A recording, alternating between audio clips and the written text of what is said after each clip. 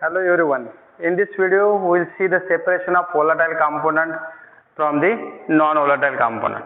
If it is mixture contains the two components, out of that two components one should be volatile and one should be non-volatile. Then and then only we can separate this component by distillation method. Same method we can apply for the ternary mixture where two components are non-volatile and one is volatile.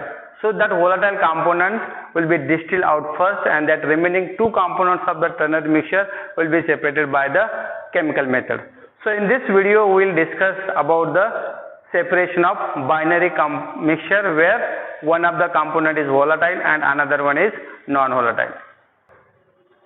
Apparatus used for the distillation, this is the round bottom flask of 20 ml.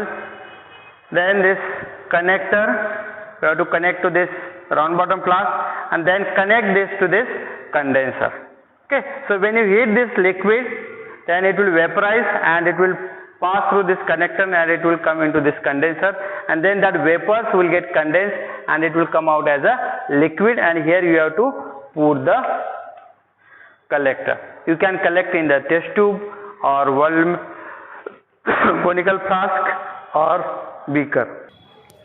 This is the setup for separation of volatile component from the mixture.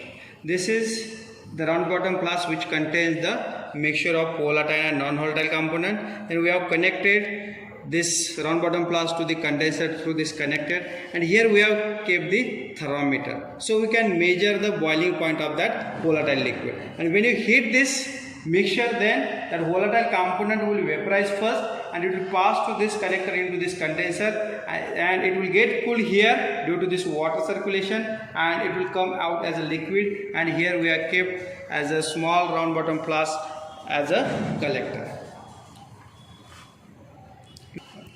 Now here we cannot heat this mixture directly with the flame. Here we have to use the water bath. Here we have made the water bath by using this porcelain dish. We have taken the water. Why we have to use this water bath to distill out the volatile component? Because we have to maintain the temperature below 100 degrees Celsius. Because the volatile liquids have the boiling point below the 100 degrees Celsius. If you don't use the water bath, then you will not be able to control the temperature of that heating. Then both components may come out as a mixture. That's why we have to use the water bath here. Once your setup is ready, before starting the heating, first start the water circulation and then you start your heating. See, now this mixture started to boil in this water bath. Okay, don't forget to put the porcelain piece into the round bottom flask. Okay, and when you heat it in water bath, first volatile component will boil, then that vapors of that volatile component will pass through this condenser and it will get condensed in this condenser, and it is coming out as a liquid. See here, that volatile compound is coming out now. See, now after heating for a few minutes, that volatile component is over. Now we will not see the liquid coming out from this condenser. Now your volatile component is over. If you want to purify the remaining non-volatile component by distillation, then first remove this volatile component which is separated from the mixture.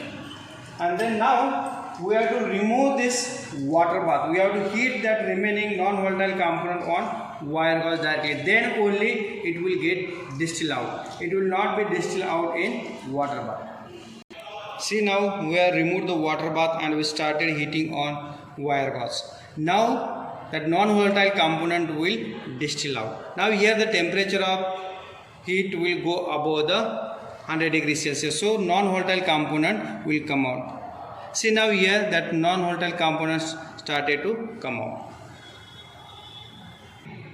So this way you can purify the remaining non-volatile component by distillation. See the color of this liquid in this round bottom flask and the color of this liquid coming in the collector. It is the colorless. Here you are getting the pure liquid. In this video, we are seeing the separation of volatile component from the mixture. As I said earlier, if it is a binary mixture, then first you can distill out this volatile component by distillation on water bath, and then purify the remaining non-volatile component by distillation on direct heating. So you will get the purified non-volatile component. If your mixture is ternary, then we cannot separate that remaining two components by distillation. We have to use the chemical method.